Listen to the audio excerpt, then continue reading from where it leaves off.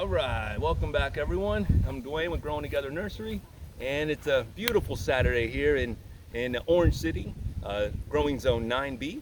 And here we go once again. We do have a cameraman today, so come on back. We're going to do a quick walkthrough. We'll do a quick walk and talk and show you what's happening here in the nursery and in the food forest. So come on back. I might ask some questions. That's fine. We got Mr. Halowski here is the cameraman. He's a friend, but also he's here to help out. So he may have a few questions for me, and by all means, we'll go ahead and explain and try to give you my best honest information that I know, or tell you that I don't know. What kind of plants do we have over here? Well, these are all mangoes, different variety mangoes, 3 gallon. I got 3 gallon for 50, and I do have 1 7-gallon for 95. All different varieties like lemon zest, orange sherbet, fruit punch. I have Valencia Pride, Santalone, also known as guava mango. And I do have one more carry here, Namdakmai, but I'm always getting more. If you're looking for anything, put in a request. I can go out and find stuff for you. But mangoes are my #1. It's my favorite fruit. I'll always have these here. And my wife bought some from here. Yes, you got to. And other plants as well. We try to go ahead and show others how we grow them. That way they can go ahead and possibly do the same thing or even grow them better than we do. I'm not saying that I'm the best. This is my way of doing things. There's always better ways to do things, and as I'm growing and as I'm learning, we're implementing what it is that we're finding out through cross-referencing info and as we grow. Over here we got lots of June plums, well 4, 5, and we do have Guanabana or sour sop. We do have some the Thai jujube, Thai giant jujubes. These are excellent. The only apple that is recommended here in the state of Florida, well, in my area of Florida anyways, because the Annas and Dorsets don't do the greatest, but from what I hear, these do excellent here. There are a little bit of like little baby thorns on here, but they become less pronounced as the tree gets a little bit older, and from what I was informed, you would allow this tree to grow out and then prune it pretty heavy every year, and then it would flush back out and grow more fruit on there. So I did went ahead and plant one in the ground, and I'll show you guys a little bit later on how that's doing. But we do have avocados, we got some Mamey Americano, we do have different, well, we have one pomegranate, and we do have a canepa or Spanish lime. You Puerto Ricans know exactly what that tastes like. Will they fruit here? Here in Orange City, not one that I will put in the ground. I'm thinking that this will be more of a container baby. That way I can move it in, move it out, because they don't like the cold. So it's more of a temperature sensitive. Yes, yeah, it's not gonna like anything below 32 for sure. But I take risks. I love to be able to go ahead and grow different types of subtropical fruits, because what else are we doing? Drop a seed in the ground, go out and get a grafted tree. You'll spend 50 on dinner, spend 50 on a tree, and roll the dice. You may have some excellent fruit coming out here later on. So it can pay for itself. That's it. And then think about the stories or the tree that you're giving back down to your kids or grandkids or the next people that buy the home. You know, that tree could last you generations. Who knows? But that's the idea here. Different peppers, still holding. We got ahi mangoes. We got sugar rush peach. We do have some Pippin's golden honey, some yellow bells, sweet bananas. Los ajicitos puertorriqueños, you gotta have that for your sofritos. Let me show you. Oh, this is a better one. Oh, these are already getting nice and red for you. And this is the pepper for sofritos. Are those hot, mild, or? These are sweet. Sweet? No okay. heat whatsoever. None. Very, very interesting stuff.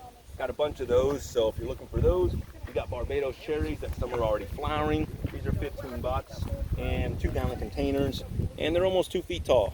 So plenty of those to go ahead and choose from. More peppers over here because of the overflow. Small amounts of citrus. I try not to carry too much, but I can get it for you. Calamundan, Meyer lemons, Ponderosa lemons. If you're looking for limes, I got you, but I don't carry too much just because they are pretty finicky. Now, what's this one here? This one's a Calamundan. They call it the other lime.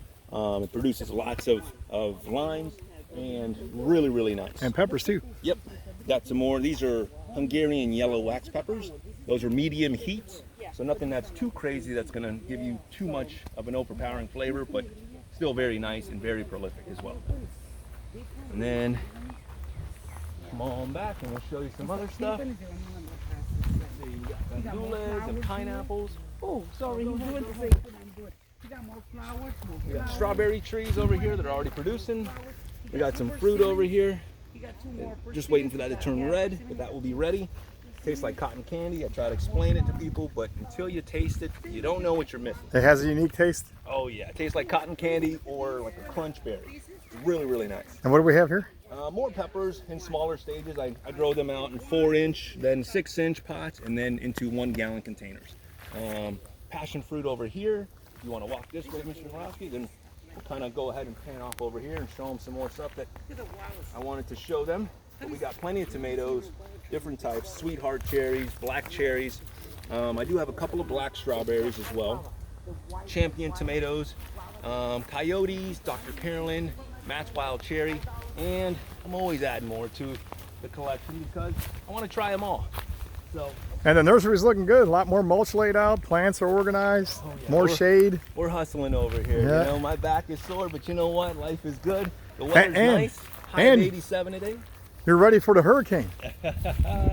He's got a transfer switch set up. Yep. Had some professional help. Now the only thing you got to do is make sure you got the right size cord. Yep. In case the power goes out, keep the plants healthy. That's it. Got to go ahead and protect the nursery. Always have to have water. Never know. So went ahead and hooked it up to where we're in a dry spell now. You never know.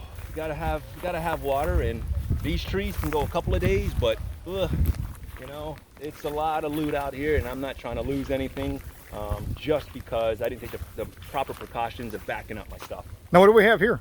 What kind of plants? These are radishes and beets in here. Oh, those are good. I like beets. I planted a bunch of them and only so many sprouted. So I went ahead and planted out some more yesterday.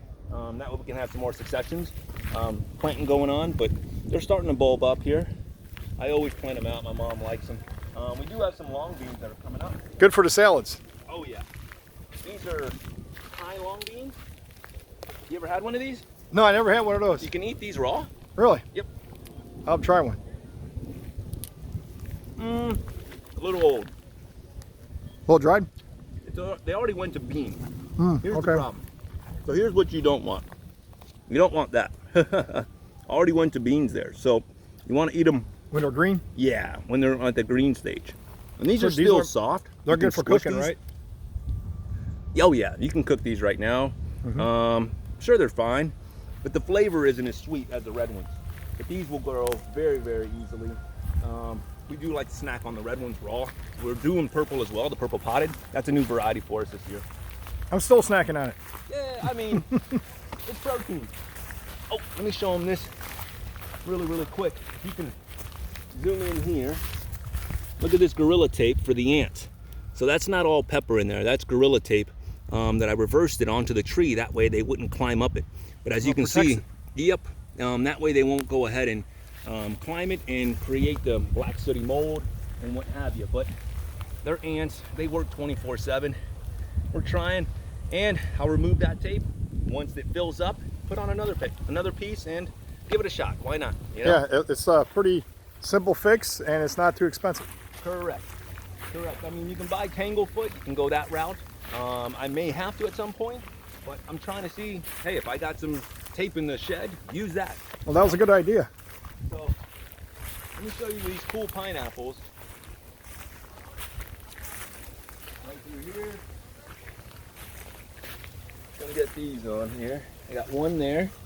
That looks pretty cool. That's a nice plant. These were both described to me as the same variety, but it turns out that they're slightly different. The gentleman that gave me this, don't know his name. He was from Altamont, and I was over at his house, and he gave me these baby plants. Well, I thought they were the same variety, and as you can see, they're slightly different. This one has serrated leaves, and we'll cut the junk out of you. And this one over here has no serrated leaves. Yep, and definitely very different. You know, I like you can totally walk around this one. It's not gonna touch you up, but this one is very sharp. That's why I have them back here in the corners. And this one's already shooting off pups down below. So it should be interesting to find out how to go ahead and propagate those pups. I'll take the spider web off of it. But that's a gorgeous little pineapple there. Never tasted it before, but supposedly it's very, very sweet. Give us a couple months and we'll go ahead and cut it on camera and show you guys. So pineapples, you only get one per plant or spring offs. Correct. And it takes Okay. a year. Once you actually see it develop, it takes you a year to actually ripen the fruit. Wow. So it takes quite some time. So you take a top off from a store-bought pineapple, you can take that and cut it twice to get 4 pieces instead of 1. Pro tip. And you can plan out 4 of those pieces. Well, it takes you a year to produce and then another year to actually give you that fruit. So you're waiting about 2, sometimes even 3 years to actually get fruit from a cut top. But it's well worth it. You drop it in the ground, walk away, and come back and collect. Through here, lots of root vegetables like malanga. We do have sweet potatoes running around everywhere. We got yucca or cassava. This is the variegated version. Very cool. Haven't tasted it yet, although they say slightly more on the bitter side, but we'll find out. Once you fry it and throw some hot sauce on it, it'll still be delicious. Now you're talking. Cherry star fruit over here. Not flowering yet. Put on a lot of new growth lately. So just monitoring it to find out when she's gonna bloom. And when she does, come by and grab yourself one. And you will be a fan yourself, I promise you. Yeah, we tried one and actually bought one from me and planted it in our Once you yard. try it, it's tough not to say, I don't want this fruit on my property. Oh, look at that. Is there Look one at that. coming up? Right here, right here. Flowers, flowers, Oh, yeah. flowers. Yeah. There you go. Yeah. Starting to bud. Just wait. It's going to be at least 100 on here. Wow. So this little tree right here doesn't gonna seem have like some much, weight. but it holds. It holds a lot of Yeah. pounds of fruit. It'll be. Since I mulched all the sweet potatoes from last year, shot right up. So I'll just leave those. I just got to control it to where they don't jump into the bed. But And besides that, sweet potatoes are healthier yeah. than a regular potato. yep. And the morning glory family and easy to grow. I eat the leaves all the time. Some say that the leaves are more nutritious than the actual roots, but I eat all the parts of it, you know. I need the carbs, plus I'll take the greens. Look at these melons. Oh, look at this. The watermelon patch. Got a nice few one growing. already working. Got a nice one growing here. Got one there. Got another one. Got one here. These are karobi from Japan. Supposedly 40 pounds plus. Hoping for a bigger one, but we'll see. I'm going the organic route. I'm not juicing them up. I'm not trying to make these Schwarzenegger type melons to where they're going to be super big, but then when you cut them, they're just tasteless. And no. We don't want plastic fruit here. We want the real deal, Holyfield, and these right here. I'd rather have them a little bit smaller, but to be able to enjoy them for the sweetness and everything. But we'll find out. We'll go ahead and update you on the flavor and how they turn out. We do got silver Yamada as well from Japan, and for regular melons, we're doing the Prescott Fond Blancs as well along the sides over here. Let's see what else we got over here. On through. Chicken peas are still holding. I'm ready to do a harvest here. I mean, it's been way overdue, but I'm just thinking about taking them and putting them in some buckets, be able to save some seeds. And what are these things called again? Pigeon peas or gandules. Oh, okay. Para los boricuas. Put them over rice. It's our staple. You know, you cook them, you can make them any way you want, really. There's 1,000 different ways to do this, but you can eat them green in a raw state, or you dry them out and put them over rice, some fried platanos, and some chicken, and you're on. But these, You know, you're making me hungry. nitrogen fixing, so I just throw them around, share the love, and you can come back and chop and drop. What do you got here with the foil? This is a cocktail tree that I'm adding different varieties of mulberries onto there, so the foil stops the stun from baking the scion, so that way it doesn't dry it out. So you would leave that on there until it starts to push, and then you would come over and take off the foil once it adapts. Like this one, let's see if this one's ready. Yeah, see this? It's already pushing out from right there. Oh, I see it now. So without this foil, with this heat, It would dry up? Dry it out, yep. And what I've noticed is a lot of my unsuccessful grafts have always been because the foil falls off on the graft. I'll do the graft for said friend or customer, and then they'll tell me, hey, it didn't work out, what happened? And then I'll have them send me a photo and always the foil is off. So that's always a major issue. And not all foil is created equal. The Reynolds Wrap Heavy Duty is the one you want to use, not the everyday, because the everyday will splay away. It's too thin, right? Yeah, you want that heavy duty stuff, because once you put that on there, it will last you.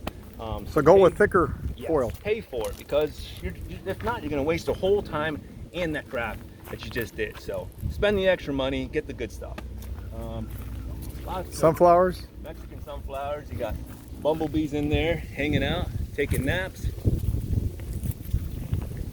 See what else we got growing on. Lots of cranberry hibiscus in here.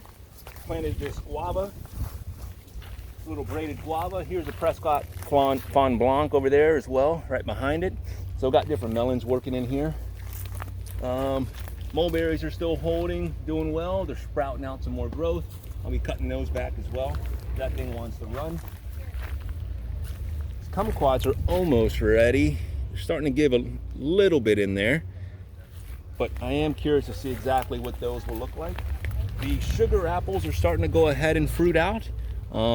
There's a lot of flowers on there. I came over here a couple days ago and hand pollinated some, so we'll see what actually holds. I don't mind coming over. It literally took me 5 minutes, sat there and hand pollinated. So how do you 10 flowers. pollinate? With a little paintbrush. Oh, okay. It's a thin little brush. You would just go ahead and touch the bottom of one flower. Let's pretend like this is a brush. You would basically, let's get a sharper end so that they can see it. So you're taking the place of the bee. Exactly. You would literally go, this is already dried, so it's not going to work, but you would basically just go in here, take it in there, and then you would transfer it over to here, and then take this one back over to this one, and you would cross-pollinate back and forth. You're basically just touching the pollen and transferring it. The same thing that a bee would do is going from flower to flower to flower. Yeah. But you always want to make sure that you go back to the old ones that you went to. See, I learned something. Yeah, it's just a couple of seconds, but really that will double your production on sugar apples. They are self-fertile, but you will always get more once you hand pollinate. We do have this Sri Combanian. Hopefully this will start flowering here shortly, because this one is also said to be a very sweet star fruit. Not the terry, but it's still pretty good. And those are a decent one as well that we were advised about. So went ahead and put that in the ground. Here's a Fuyu persimmon. I got a couple over here that are working. So hopefully my mom will have a couple to be able to eat. This is one of her favorite fruits, and these can be eaten crunchy, and you don't have to wait until they become soft. It's a non-astringent fruit, so very easy to grow here. Oh, we got Mr. Kyle in the building. But anyways, thank y'all for tuning in. I appreciate everyone for your time and your patience. Stay tuned. We will have some more updates on some new stuff that's coming in, and show you what's actually fruiting over here. Y'all have yourselves a great week, and thank y'all. Till next time, folks. Later.